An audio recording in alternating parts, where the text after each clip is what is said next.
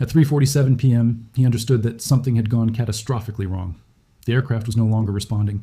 The controls felt dead in his hands. Below him, the forest stretched endlessly in every direction.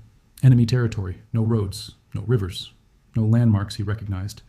The altimeter was spinning. The engine screamed once, then went silent. He had seconds to decide. Eject now or write it down. Either way, the outcome looked the same. The canopy blew. The seat fired. The world became nothing but wind and sky, and the sickening realization that he was about to land exactly where no one could reach him. He hit the ground hard. Pain shot through his leg. His ribs felt cracked. The parachute collapsed behind him in the trees. Smoke rose from the wreckage 200 meters away. Thick, black, visible for miles. He checked his watch. 8 minutes. That was how long it would take for the first patrol to arrive. Maybe less. He had no radio, no map, no extraction plan. And in exactly 8 minutes, this forest would be swarming with soldiers trained to find men like him. If he made the wrong move, he would not be captured. He would simply disappear. The year is 1944. The war has entered its most brutal phase. The skies over Europe belong to no one. Every mission is a calculated risk. Every sortie could be the last. He is 23 years old, a pilot. Not famous, not decorated, just another name on a roster, flying another mission that was supposed to be routine. His squadron had been tasked with a reconnaissance run deep behind the front lines. Photographs, coordinates, intelligence that command needed before the next offensive. It should have been simple. High altitude, fast in, fast out. But someone on the ground had been waiting. The flak came up without warning. One moment the sky was clear. The next, it erupted in bursts of black smoke and shrapnel. His wingman peeled off. He tried to follow. Then the hit came, not loud. Just a dull metallic thud somewhere behind the cockpit. The kind of sound that means the aircraft is already dying. He called it in, gave his position as best he could, and the radio went dead. No confirmation, no acknowledgement, just static. Now he is alone, 60 miles behind enemy lines, in a forest that has no name on any map he has ever seen. The nearest friendly unit is days away on foot, and he has 8 minutes before the hunters arrive. He forced himself to stand. The pain in his leg was sharp but manageable. Not broken, sprained, maybe torn. It did not matter. He could move. That was all that counted. He looked around. Dense trees, uneven ground, no trails, no clearings, no water. The smoke from the wreckage rose in a column that could be seen from miles away. It was a beacon. A signal flare he could not turn off. He had no survival kit. It had been torn away during the ejection. No knife, no compass, no flares, no first aid. His sidearm was still holstered, 15 rounds. Useless against what was coming. The forest was silent. Too silent. No birds, no wind. Just the faint crackle of flames from the wreck and the distant sound of engines. Trucks, moving fast. Closer than he expected. He checked his watch again. 6 minutes. They were ahead of schedule. These were not regular infantry. These were search units, trained for exactly this situation. They did not rush. They did not panic. They closed the circle, methodically, efficiently. Once they established a perimeter, escape became impossible.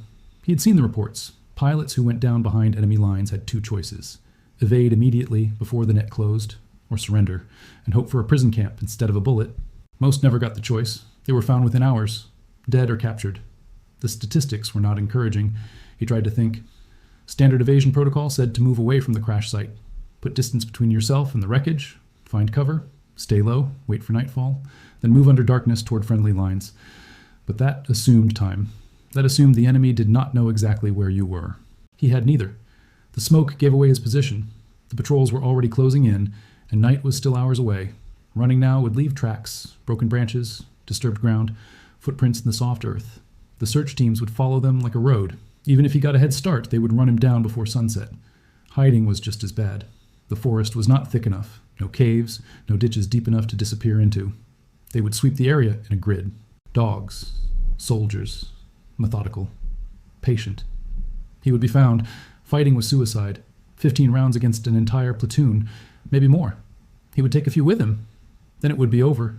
Every option led to the same conclusion: capture or death. There was no realistic scenario where he walked out of this forest alive, and yet, standing there, staring at the smoke rising from his aircraft, he realized something. The enemy would expect him to run. That was what every pilot did. Survival instinct. Get away from the crash. Put distance between yourself and danger. It was automatic, reflexive. Exactly what the search protocols were designed to exploit. So what if he did not run? He limped toward the wreckage, not away, toward. Every instinct screamed at him to move in the opposite direction, to get as far from the crash site as possible, but he kept walking. The heat hit him first, intense, blistering. The cockpit was engulfed. Flames licked up through the shattered canopy. Metal groaned as it buckled. He circled the wreck carefully, looking, searching. The tail section had separated on impact. It lay 30 meters away, half buried in the dirt. One wing had sheared off completely. The other jutted up at an unnatural angle, bent and twisted. Fuel had spilled everywhere. The ground was slick with it. He found what he was looking for near the nose. His harness, still attached to the ejection seat frame. Torn but intact. He pulled it free, checked his watch. 4 minutes. The engine noise was louder now. Closer. He could hear voices, faint. Barking orders in a language he did not speak.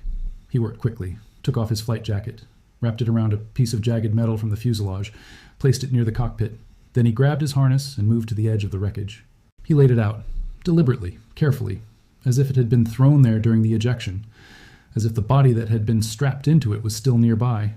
Then he did something that looked insane. He took his dog tags, the metal identification discs every pilot wore, the ones that would confirm his name, rank, and serial number, and he buried them.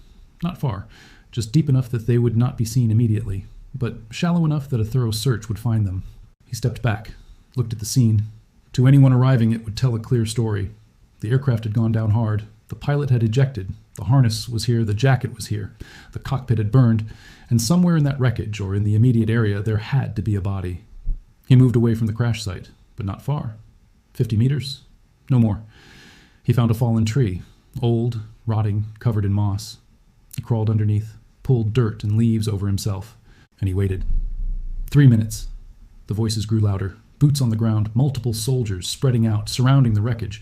He could hear them talking, commands, responses, the clatter of equipment, then silence. They had found the crash site. He lay perfectly still, breathing shallow, every muscle locked. The voices were close now, 10 meters, maybe less. He could hear their boots crunching through the underbrush, methodical, searching. One of them shouted, others responded. They had found the harness, more voices, excited. They were circling the wreckage now, looking for the body. He heard metal scraping. They were pulling debris aside, checking the cockpit, searching through the flames. Minutes passed. The search continued. Then a shout. Different tone. They had found something. The dog tags. He heard the metallic clink as someone pulled them from the dirt. Voices again. Discussion. He could not understand the words, but he understood the tone. Confirmation. They believed they knew who had been flying the aircraft. They believed they knew what had happened. One voice, louder than the others, gave an order. The boots moved away from the wreckage, fanning out, searching the perimeter. They were looking for the body now, assuming it had been thrown clear on impact, or that the pilot had crawled away before dying. He did not move. A soldier passed within 3 meters of his hiding spot. Boots heavy, breathing steady. The man stopped. He could hear him scanning the area. Then the boots moved on. More voices. Frustrated now. They were not finding what they expected.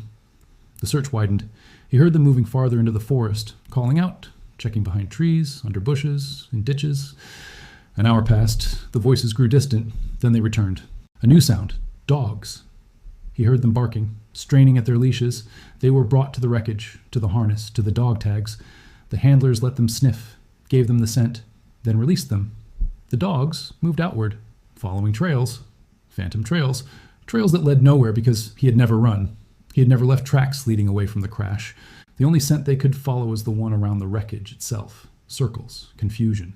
The dogs barked, pulled in different directions. The handlers shouted, frustrated. This was not making sense. By now they should have found something, a body, a blood trail, tracks leading into the forest, anything. But there was nothing, just wreckage, a harness, dog tags, and smoke. Another hour. The search intensified. More soldiers arrived. They combed the area in a grid, shoulder to shoulder, slow, thorough. He heard them pass overhead, twice. They were checking everything, every log, every bush, every depression in the ground, but they were looking for someone who had fled, someone trying to hide far from the crash, not someone buried beneath a rotting tree 50 meters away, not someone who had walked toward the flames instead of away from them. The light began to fade. Voices called out, orders to regroup. The search was being suspended until morning. Too dark, too dangerous. They would resume at first light with more men, more dogs, better equipment. The boots retreated. The voices faded. The forest fell silent. He waited. 1 hour? 2? Until he was certain they were gone. Then he moved. What the enemy had seen was exactly what he wanted them to see. A crash, a harness, dog tags, evidence of a pilot who had ejected and died on impact or shortly after. The body had to be nearby. That was the assumption. That was the logical conclusion. So they searched for a body, they searched for tracks, they searched for signs of flight, but they never searched for someone who had stayed. Because no one stays at a crash site. No one walks toward the wreckage. No one buries their own identification and then hides within sight of the flames. It violated every instinct, every protocol, every rational decision a downed pilot would make. And that was exactly why it worked. The search teams operated on predictable patterns. Pilot ejects, pilot runs, pilot tries to evade. They trained for that, they planned for that. Their entire doctrine was built around closing the circle before the pilot could escape it. But he had never entered the circle. He had stayed at the center. In the one place they cleared first and then ignored. By the time they realized no body would be found in the outer perimeter, they had already moved on. The crash site was old news, searched, secured, logged. They would return in the morning, but only to expand outward, to search farther, to assume he had somehow slipped through during the night. They would never think to search the same ground twice, not when logic said he had to be miles away by now. He moved through the forest in complete darkness, slow, careful. His leg throbbed with every step, but he kept going. He used the stars, moved west, toward the front lines, toward friendly territory. It took him 4 days of walking at night, hiding during the day, drinking from streams, eating nothing. On the 5th morning, he crossed into Allied-controlled ground. A patrol found him, half-starved, barely conscious, but alive. They asked him how he had evaded capture for so long. He told them the truth. He had hidden at the crash site. They did not believe him at first. No one hides at the crash site. But the after-action reports confirmed it. The enemy had searched for days, found nothing, eventually declared him killed in action.